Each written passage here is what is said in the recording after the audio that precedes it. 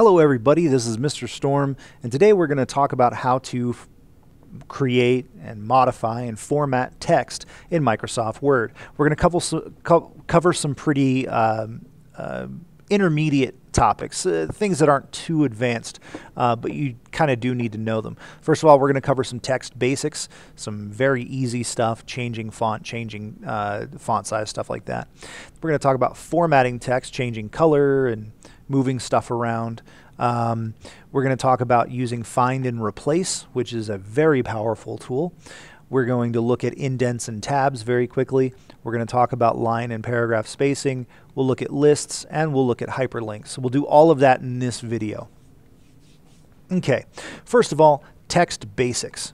Now, adding text to Microsoft Word is as simple as typing it out.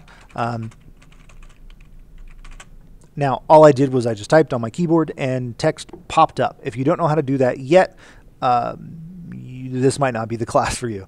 But a couple things that some people overlook. For example, I just typed out a sentence. I hit the period key and the space key. Now, if I want to continue typing, I can continue typing here. You are amazing. Look at all the words you know. Spaghetti. All right. So I can continue typing to continue my paragraph. Or if I want to go to the next line, I can hit the Enter key, which will put me into the next line. Enter key is really important. Now, if I continue typing on this first paragraph,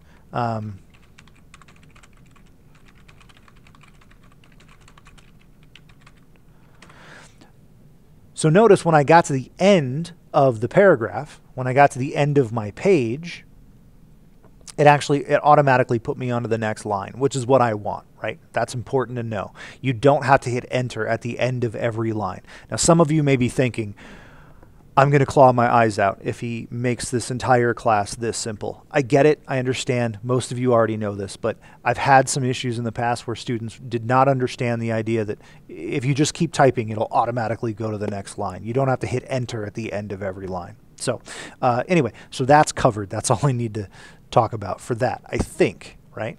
Yeah, I hope so. Next thing, formatting text. Let's take this paragraph here and we'll pop it in here. Now, let's talk about formatting. We talked about formatting a little bit in our introductory video, but there are some other things we can do. For example, I can change the font to whatever font I want. Copper plate, sure. I can make it bigger, nice. We all know I can make it smaller or bigger by increments here, just by clicking here. I can change the I can change the case, which with this font it doesn't really look that different. I can revert all of my formatting just by clicking that, which actually messed up the word I. I'll go back and go back and fix that. Let's see. I can change the color and the highlight and all that stuff. We all know that. Now, one thing I do want to show is if I misspell a word, I get my red squigglies. The red squigglies are really important. Red squiggly lines means you have misspelled the word. You need to go back and actually fix the spelling of that word. You can right-click and you'll have options here for what you want to change it to. Microsoft Word is pretty smart about what you're trying to type. So, for example, amazing. So it says amazing. Great. That's what I wanted. Other things that will pop up are, let's see if I can make it work.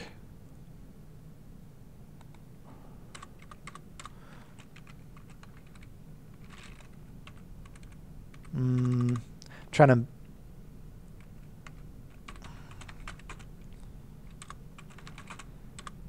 maybe two thes. There we go. All right. So a couple things that'll, some other things. For example, these gold straight lines here. Now, you may see this pop up every once in a while. May not know what it is. It's not misspelling like this, which this technically isn't a misspelling. It's just recognizing I have double words. I'll go ahead and delete that. Here, oh, my gold line went away. Hold on. Oh, it went away. Anyway, that gold line was, it saw that there was some, I don't know, not necessarily a mistyped.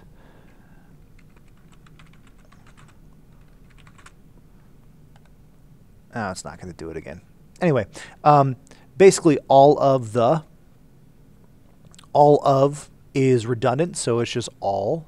It was trying to give me that suggestion. Now look, we have a double blue line underneath. That is a formatting issue. So if I go down here, it says I have an extra space between my words. I can ignore that, or I can make that go away. Then my misspelling comes back. So basically, anytime Microsoft Word tries to tell you, hey, look at this, I'm trying to show you something, pay attention to it and make the changes that you need to make based on the suggestions they give you. All right, now let's go into, oh, it came back. So if I go here, see, it's telling me to get rid of the of. So clarity and conscientiousness, I don't know how to say that, but I'll just fix it so that it's good. All right, find and replace. Find and replace is really easy. If you need to find something in a document, you can just type what you're looking for, and it will find all of the results, which is great, and it'll show you in the context where it exists. Other things you could do, for example, well, first of all, the keystroke for find and replace is Control F. And I keep saying find and replace. It's not find and replace anymore. That's an old version. It's just find now. But Control F for find. We can get rid of that. Replace is great because it can take words that maybe you misspelled them or you want to change them to something else. Like instead of spaghetti, I want to change it to calzone. I don't know, whatever. It'll find all the instances of spaghetti and I can replace it with calzone. That's pretty easy to do. That's great for big, long documents, as you'll see in the exercises when you get into the lesson. There are some really big documents you can be working on, and if you have to go through and try to find individual words in those documents, it's really tiresome. All right, indents and tabs. This is a long one. Indents and tabs, it's a really big conversation. But a way to make indents and tabs really easy is to look up here at the top at your rulers. You have these arrows here. Now, if you do not see the ruler here, you need to go to View and you need to click Ruler so that your ruler turns on. Okay.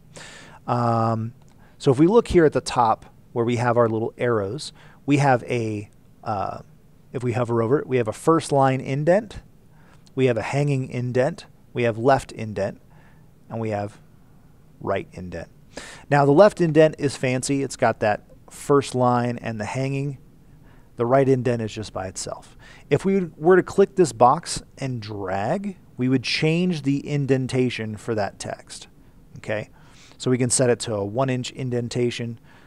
We can change the right indentation to 4 inches, so it only goes that far. And we can do it for the entire document if we just select nothing. Oh no, if we select everything, we can do it for the entire document. Control A, we can change everything on the document. We can do individual stuff just by selecting one thing, changing indentations. Now, the first line indent, we can set it to there, and then we can change the hanging indent to this.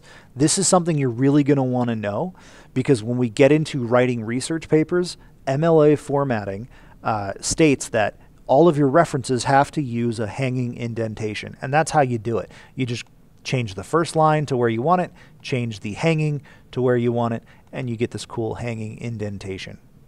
All right, line and paragraph spacing. This is talking about the spacing in between lines.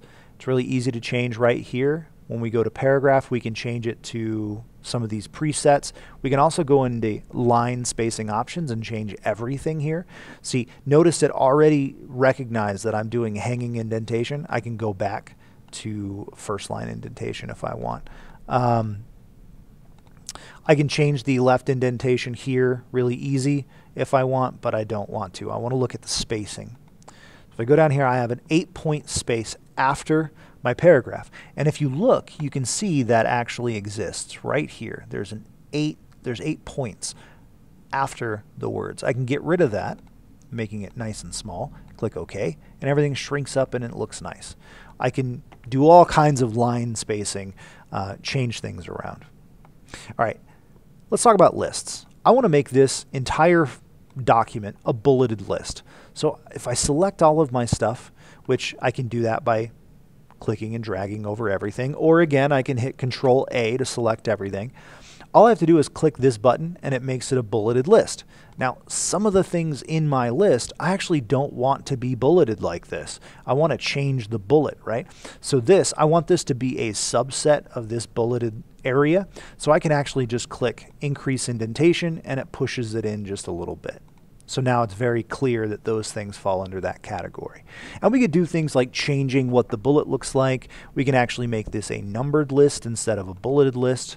We can change it to numbers, and it automatically changes my hierarchy for my list for me, which is great. It's a really good thing to do. And lastly, let's take a look at hyperlinks.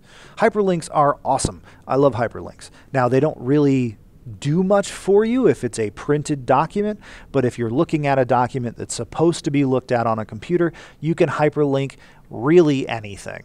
Let's go to Insert, and let's take a look at links. So we have some options here.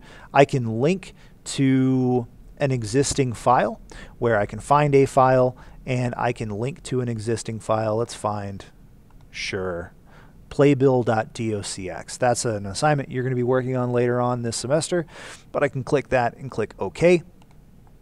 And now whenever I control click on that, it's going to open up that document in Microsoft Word, which is pretty cool. I can change the hyperlink to a web page. I can make it so that it goes to Utah Military Academy.org. And then whenever I click the hyperlink, it'll take me to that web page, which I'll have to drag my thing over here. Take me to my web page that I hyperlink to. So you can hyperlink it to anything. You can hyperlink this. You can create hyperlinks to create or to take you to different places in the document. So you can go place in this document. You can pick a header for the part of the document. You can set sections in the document, and it'll take you down to different places. You can create new documents by clicking the hyperlink. You can send, open up email. If you have Outlook set up, you can have it so that it sends you to the email application that you want. Hyperlinks are really cool. So play around with those. It'll make your documents that much more agile by using hyperlinks. All right, that's about enough for this video. That's pretty much what you need to get you through the rest of this week. Play around with these. Check out the external resources I'm going to give you in the next page so that you can learn even more. There's some cool videos there. Go through this stuff. Really dig into this, because when you get to the challenges, you'll find the challenges are pretty extensive, and you're going to want to know how to do this stuff in order to do the challenges quickly, right? I don't want you guys to do a bunch of this stuff as homework. I want you to be able to do it all in class. So practice, practice, practice, and then do the challenges, and then you can move on to next week. All right, thanks for paying attention. I'll see you next time.